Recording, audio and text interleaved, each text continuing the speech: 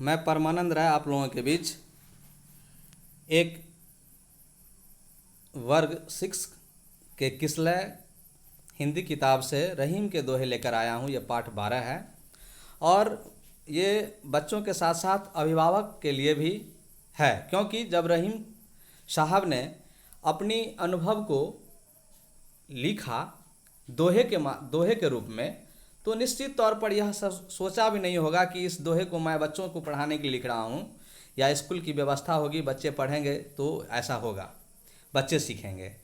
ये बच्चों के साथ साथ बच्चों के पिता माता यानी कि अभिभावक भी सीखने के लिए चाहेंगे और चाहिए, उनको भी सीखना चाहिए। रहीम साहब कहते हैं पहले दोहे में, बहुत ही सुंदर दोहा है जिसको बच्चों आप लोग याद कर लेंगे तो बहुत ही बेहतर होगा। रहीम कवि कहते हैं कि जो रहीम उत्तम प्रकृति का करे सकत कुसंग, चंदन विष व्यापत नहीं लपटे रहत भुजंग। जो रहीम उत्तम प्रकृति, रहीम कवि कहते हैं कि यदि इंसान उत्तम प्रकृति का है, मानव उत्तम प्रकृति का है, उसका व्यक्तित्व बहुत अच्छा है, व्यक्तित्व में निखार है, उसमें किसी भी प्रकार का कलुषित भावना नहीं है, कलंकित प्रकृति का नहीं है, तो वह व्यक्ति किसी गलत व्यक्ति के साथ में भी रहेगा, कुसंग। यदि गलत व्यक्तियों के साथ का संगत भी उसको हो जाता है तो उसके संगत का प्रभाव उस उत्तम व्यक्ति पर के जीवन पर नहीं पड़ेगा, ऐसा कहा जाता है, ऐसा कह रहे हैं। और प्रमाण देते हैं प्रकृति से लेकर के कि जिस प्रकार से चंदन विष व्यापत नहीं लपटे रहत भुजंग, जिस प्रकार के से चंदन का वृक्ष खुशबूदार होता है, बहुत ही सुंदर, बहुत ही सुंदर फ्रेग्रेंस होता है, बहुत ही सुंदर सुगंध होता है, और उस सुगंध के कारण से कुसंग प्रकृति का सर्प जिसमें विष ही विष है, यदि किसी व्यक्ति को डस ले, काट ले, तो वह व्यक्ति की मृत्यु निश्चित है, यमराज के पास जाना उसका निश्चित है। तो वैसे सांप के रहते हुए भी चंदन में कहीं भी किसी भी प्रकार का दोष नहीं आ पाता है, किसी भी प्रकार का उसमें एक बूंद विष का प्रभाव नहीं छोड़ पाता है वो सर्प। ठीक उसी प्रकार से उत्तम व्यक्ति के जीवन पर वह गलत व्यक्ति कोई प्रभाव अपना नहीं प्रभाव जमा पाएगा, किसी भी तरह का साइड इफेक्ट उस पर नहीं होगा। अब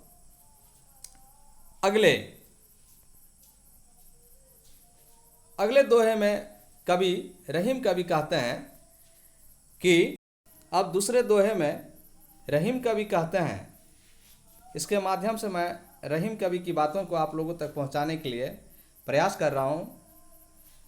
अगर पहुंच जाए तो जरूर लाइक और कमेंट करेंगे। रहीमन निज मन की व्यथा मन ही राखो गोय, रहीमन निज मन की व्यथा मन ही राखो गोय, सुनी अठी लई हैं लोग सब बाटी न लई हैं कोई। रहीम कवि कहता है कि यदि अपने मन की व्यथा है, अपने मन का किसी भी प्रकार का मन में दर्द है, दुख है, तो आप इसको अपने मन में ही छुपा कर रखिए। गोई मतलब छुपा करके रखिए। क्योंकि सुनिए अठी लई हैं लोग सब बांटी न लई हैं कोई।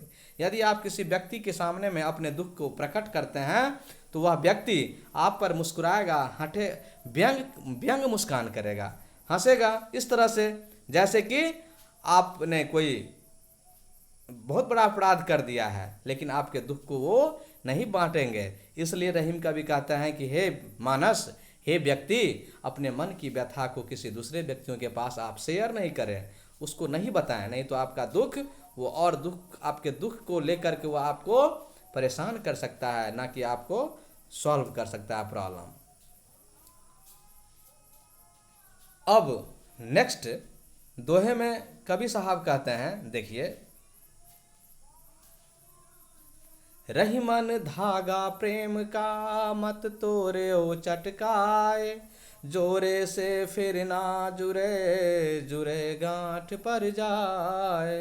रहीम कवि कहता है कि जिस प्रकार से धागा को तोड़ करके अगर हम जोड़ते हैं तो उसमें एक गिट्ठा पड़ जाएगा, गिरह हो जाएगा, एक बंधन हो जाएगा। जो धागा को एक रंग, एक स्वरूप जैसा नहीं दिखेगा। ठीक उसी प्रकार से यदि दो व्यक्तियों में, चाहे माता पिता हो, पति पत्नी हो, भाई बहन हो, प्रेमी प्रेमिका हो, इनके बीच में जो प्रेम का संबंध है, प्यार का संबंध है, मोहब्बत की रिश्ता है, उस मोहब्बत के रिश्ते को आप ना तोड़ो। यदि आपने तोड़ दिया तो डेफिनेटली, निश्चित तौर पर वह फिर दोनों के बीच एक दुश्मनी पैदा करेगा। और यदि आप फिर से प्रेम करें भी तो अंदर ही अंदर दुश्मनी का भावना छिपा हुआ रहेगा, आपसे प्रतिघात लेकर के रहेगा। वो ऐसा एक दूसरे के मन में भावना होते रहता है। इसलिए कवि कहता है कि यदि प्रेम आप किसी से करते हैं तो प्रेम को मत तोड़िए। ये बहुत ही सुंदर है। अच्छा, डिलीट कर देवे, ओ सॉरी। ठीक है, अभी बच्चों, अब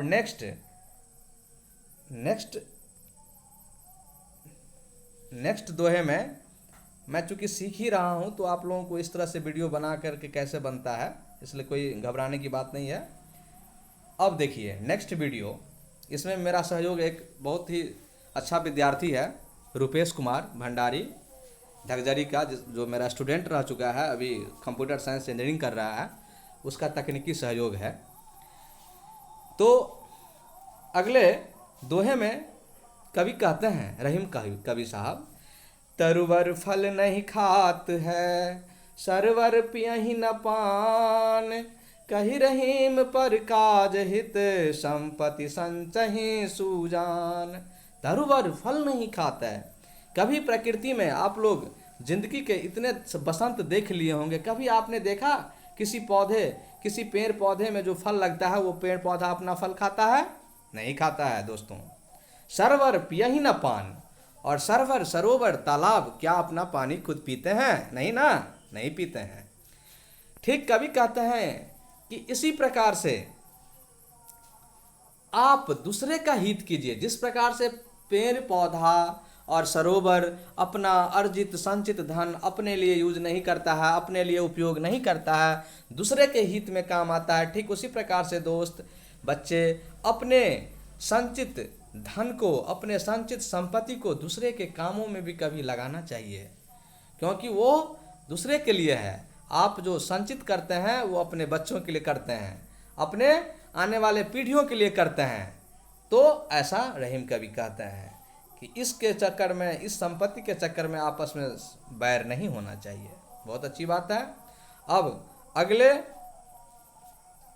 दोहे में कवि साहब कहते हैं, अगले दोहे में कवि साहब कहते हैं, रहीम देखी बरेन को लघु न दीजे डार, जहां काम आवे सुई कहाँ करे तरवार। बहुत बड़ी बात है। रहीम देखी बरेन को लघु न दीजे डार, जहां काम आवे सुई कहाँ करे तरवार। रहीम कवि कहता है कि देखिए, कलेक्टर साहब हो, बड़े पद वाले हैं, बीडीओ साहब हो, एसडीओ साहब हो, ये तो है ही पदाधिकारी, थाना प्रभारी हो, इनको तो आदर करना ही चाहिए। लेकिन यदि कोई लघु व्यक्ति है जो किसी पद पर आसीन नहीं है, लेकिन वो आप समझ रहे हैं कि वो छोटा है, लघु है, वो मेरे किसी काम का नहीं है, तो फिर भी वो त्यागने वाली वस्तु नहीं है, त्यागने वाली चीज नहीं है। क्यों? क्योंकि जहां काम आवे सुई कहाँ करे तरवार। आपके घर में आपकी माँ का, आपकी बहन का, मेरी माँ का, मेरी बहन का ब्लाउज बनाना है, क्या तलवार बना सकता है? नहीं बना सकता है। क्या उनकी साड़ी की सिलाई कर सकता है? नहीं कर सकता है। यानी कि वस्त्र का निर्माण, वस्त्र की सिलाई, कपड़े की सिलाई सुई से हो सकती है, तलवार का वहाँ काम नहीं है। सुई छोटा है, लघु है, फिर भी वो बड़ी काम का चीज़ है। जहाँ उसका काम आना है वहाँ पर उसका इतना इम्पोर्टेंस बढ़ जाता है, इतनी महत्वपूर्ण वो हो जाती है कि तलवार काम नहीं कर पाएगा। इसलिए दोस्तों, इसलिए मेरे प्यारे बच्चों, आप तलवार की तुलना सुई से ना करें। सुई का एक अलग ही अपना महत्व है और तलवार का एक अलग ही महत्व है। यानी दोनों को आप महत्व दीजिए, दोनों का सम्मान दीजिए, दोनों का इज्जत कीजिए। कहने का मतलब बड़े लोगों का भी इज्जत होना चाहिए तो छोटे लोगों का भी इज्जत दीजिए। रहीम कवि युग दृष्टा थे बहुत पहले से, यह जान गए कि नहीं क्या होना चाहिए जीवन में, उन्होंने इस तरह का सुझाव प्रदान किया है हम लोगों के बीच। और अगली पंक्ति में रहीम साहब कहते हैं, रहीमन वे नर मर चुके जे कहूँ मांगन जाहि, उनते पहिले वे मुए जिन मुख निकसत नाही। रहीमन वे नर मर चुके, रहीम कवि कहता है कि वे नर तो मर चुके जो किसी भी व्यक्ति के पास मांगने के लिए जाता हो कि हे प्रभु, हे व्यक्ति, हे आदमी, हे दोस्त, मुझे 5,000 रुपया चाहिए, मेरे पास पैसा नहीं है, किसी काम में मुझे ज़रूरत पड़ गया है। आप मांगने जाते हैं कोई वस्तु, कोई चीज़, कोई धन, तो कहते हैं रहीम कवि को वो व्यक्ति तो मरा हुआ है जो किसी से मांगने जाता हो। लेकिन यदि किसी व्यक्ति के पास है और वो देना नहीं चाहता है, वो कहता है कि नहीं नहीं दोस्त, नहीं है मेरे पास, खर्च हो गया है, झूठा बहाना बना लेता है, सफ़ेद बहाना बना ले, तो वह व्यक्ति तो उनसे पहले मर गया। जो व्यक्ति मांगने के लिए गया वो तो मरा ही, लेकिन उनसे पहले वो मर गया। कहने का मतलब है कि ऐसी परिस्थिति उत्पन्न न हो कि किसी के पास हम मांगने के लिए जाएं, लेकिन अगर मांगने के लिए भी गए जिस व्यक्ति के पास, वो व्यक्ति को देना चाहिए। यदि नहीं देता है तो वो उसका कर्म धर्म सब नाश हो रहा है क्योंकि रहीम कवि ऐसा कह रहे हैं। और ऐसा प्रकृति होता है जब हम मांगने जाते हैं किसी शादी विवाह के पर्पस से किसी व्यक्ति के पास और वो नहीं देता है तो बहुत दुख होता है, उससे अंदर ही अंदर वैमनस्य की भावना उत्पन्न हो जाती है। इसलिए मांगने के लिए रहीम कवि मना करते हैं। अब अगले पंक्ति 7वें दोहे में रहीम कवि कहते हैं, बहुत ही सुंदर व्याख्यान है, यो रहीम सुख होत है उपकारी के संग, बांटन वारे को लगे जो मेहंदी का रंग। यो रहीम सुख होत है उपकारी के संग। रहीम कवि कहते हैं, रहीम साहब कहते हैं कि आप यदि उपकार करते हैं किसी व्यक्ति को, देखिए अगले ही पंक्ति में वो कह रहे हैं उपकार की बात, उपकार करते हैं तो उपकार का सुख आनंद परमानंद होता है, आपको परम आनंद की प्राप्ति होगी। परम का मतलब होता है सबसे अधिक, उससे ज़्यादा नहीं हो सकता है। और परम आनंद की प्राप्ति होगी जब आप दूसरे का उपकार करते हैं, उसमें आपको बहुत ज़्यादा सुख का अनुभव होगा, आत्मा की बहुत सुख की प्राप्ति होगी, आनंद की प्राप्ति होगी। ठीक उसी प्रकार से, जिस प्रकार से अगर मेहंदी किसी को आप लगाते हैं तो वो मेहंदी का रंग आपको भी लग जाएगा बिना लगाए हुए। ऐसा रहीम कवि कहते हैं। बहुत ही बड़ा उदाहरण प्रस्तुत करते हैं, अकाट्य उदाहरण प्रस्तुत करते हैं।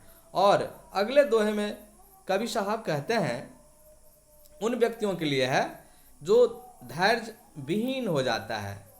उसमें कभी कभी मेरे जैसा व्यक्ति भी आ जाता है। कारज धीरे होत है काहे होत अधीर, समय पाई तरुवर फले के तक सींचो नीर। कवि कहते हैं बहुत ही सुंदर पंक्ति है। कवि कहते हैं कि कारज धीरे होता है, आप क्यों अधैर्य हो रहे हैं, आप क्यों अधैर्य हो रहे हैं? क्योंकि कोई भी काम धीरे धीरे होता है, इसमें अधीर होने की आवश्यकता नहीं है। यदि आपका कोई मंजिल है, कोई लक्ष्य है, वो लक्ष्य प्राप्त होगा पर धीरे धीरे होगा। कैसे होता है? वो अगले पंक्ति प्रकृति से लेकर ही बता रहे हैं। समय पाई तरवर फले के तक सींचो नीर। यदि पौधे में फल समय पर ही लगेगा, यदि आप उसको 4 बाल्टीन 5 बाल्टीन पानी पटा दें, सींच दे पानी से, उसमें खाद दे दें, उर्वरक लगा दें, फिर भी वो फल नहीं लगाएगा। क्योंकि समय नहीं आया है। और समय जब आएगा तो हो सकता है कि बिना सींचे हुए भी फल दे। इसलिए हे मानस, हे व्यक्ति, आप अधैर्य मत हो, ऐसा कवि साहब कहते हैं। अब अगले दोहा नहीं है, अब इतनी दोहा है। अब इसके बाद बच्चों कुछ शब्दार्थ है जिसको भी आप याद कर लेंगे। निज मतलब अपना होता है, उसने निज काम किया, आपने निज काम किया। अठिलई है, उपहास करना होता है। तरवर मतलब वृक्ष होता है। संचयी मतलब इकट्ठा करना होता है, संचित करना होता है। उत्तम मतलब बहुत अच्छा होता है। कुसंग मतलब खराब लोगों का संग होता है। लघु मतलब छोटा होता है। तरवार मतलब तलवार होता है। मुए मतलब मृत होता है, डेड होता है। अब गोय मतलब गुप्त या छिपा कर होता है। बाटी मतलब बांटना होता है। सरवर मतलब तालाब होता है। परकाज मतलब परोपकार होता है। प्रकृति मतलब स्वभाव होता है। भुजंग मतलब सांप होता है। बरेन मतलब उच्च और महान व्यक्ति होता है। मांगन मतलब मांगना होता है। निकसत मतलब निकलता होता है। और इसके बाद प्रश्न अभ्यास है, बहुत ही सुंदर पाठ से है। अपने मन की पीड़ा को क्यों छिपा कर रखनी चाहिए? तो आप मैंने दोहे में बता दिया कि अपने मन की पीड़ा को इसलिए छिपा कर रखना चाहिए रहीम कबीर साहब के अनुसार कि अगर आप अपने मन की पीड़ा को किसी दूसरे व्यक्ति के पास परोस रहे हैं, बता रहे हैं, तो वह व्यक्ति आपके दुख मन के पीड़ा को तो नहीं हरेगा, नहीं समस्या का समाधान करेगा, लेकिन आप पर वो मुस्कुराएगा, आप पर व्यंग मुस्कान करेगा, आप पर हंसेगा, आप पर तरस नहीं खाएगा, आपके उस पीड़ा को और आग लगा देगा। इसलिए छिपा कर रखना चाहिए। दूसरे प्रश्न है, प्रेम को धागे के समान क्यों कहा गया है? प्रेम को धागे के समान रहीम कभी इसलिए कहते हैं कि ये इतना तनुक है, इतना कोमल है कि वह तुरंत टूट जाता है। प्रेम का संबंध, प्रेम का बंधन बहुत मुश्किल से जुड़ता है। दो व्यक्तियों के आत्मा का मिलन जो होता है, इसलिए ये धागे से भी ज़्यादा कमज़ोर इसको माने हैं। किसी से कुछ मांगने के कर्म को कैसा बताया गया है और क्यों? किसी से कुछ मांगने के कर्म को रहीम कबीर के अनुसार ऐसा बताया गया है कि आप यदि किसी से कुछ मांगने के लिए जाते हैं तो आप मरे हुए व्यक्ति के समान हैं, मृत व्यक्ति के समान हैं, ऐसा कह रहे हैं। लेकिन ऐसा भी कह रहे हैं कि यदि कोई व्यक्ति से मांगने जाते हैं किसी व्यक्ति से और वह व्यक्ति आपको वो वस्तु, वो अभिष्ट चीज आपको ना दे, तो वह व्यक्ति तो और मरा हुआ समान है। अब अगले प्रश्न में है, सज्जनों की संपत्ति किस कार्य के लिए होती है? तो बच्चों, सज्जनों की संपत्ति परोपकार के लिए होती है, पर काज के लिए होती है, दूसरों के काज के लिए होती है। उदाहरण स्वरूप अब्दुल कलाम आजाद देश के राष्ट्रपति, बहुत बड़े वैज्ञानिक, मिसाइल मैन के नाम से प्रसिद्ध हैं विश्व में, और भारत को परमाणु हथियार के दौर में सबसे आगे करने के लिए आगे आए।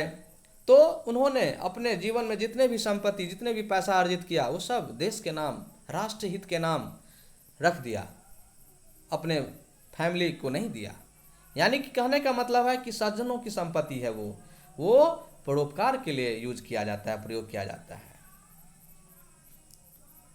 आज का वीडियो मैं बच्चों यहीं समाप्त करता हूँ। आप लोगों को कैसा लगा ये बताइए। धन्यवाद।